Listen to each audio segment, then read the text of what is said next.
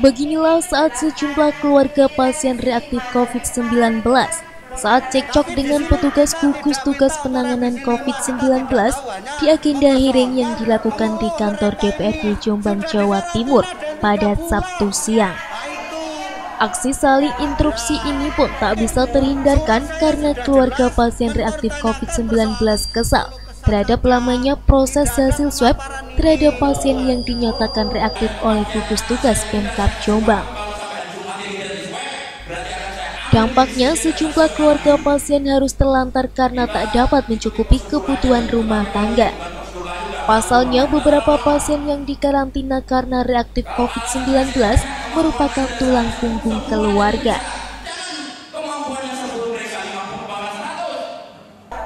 Salah satu petugas gugus tugas yang diwakili Kepala Dinas Kesehatan Jombang pun menangis saat menyampaikan proses lamanya hasil swab yang keluar dikarenakan banyaknya antrian di Jawa Timur. Ia juga menyesali sulitnya menertibkan masyarakat agar patuh terhadap protokol kesehatan yang membuat penyebaran COVID sulit dihentikan hingga sejumlah petugas medis menjadi korban. Dalam tuntutannya, sejumlah keluarga pasien meminta agar gugus tugas percepatan dan penanganan COVID-19 lebih cepat dalam memproses hasil swab, sehingga pasien reaktif COVID segera bisa disembuhkan dan ditentukan harus menjalani karantina atau bisa isolasi mandiri di rumah.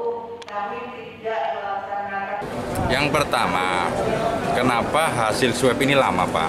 Yang pertama. Yang kedua, keadilan terhadap pasien ini kan tidak merata. Ada yang pasien baru masuk, ada yang pasien sudah lama masuk, hasilnya berbeda. Ada yang baru 11 hari sudah keluar, sudah ada yang 20 bahkan 1 bulan belum keluar. Itu satu. Terus yang kedua, saya pribadi sebagai orang yang mandiri, Pak, ya, rapid testnya saya mandiri karena mengurus surat jalan ke mau kerja. Ternyata saya itu reaktif di Kurung divonis positif. Reaktifnya positif.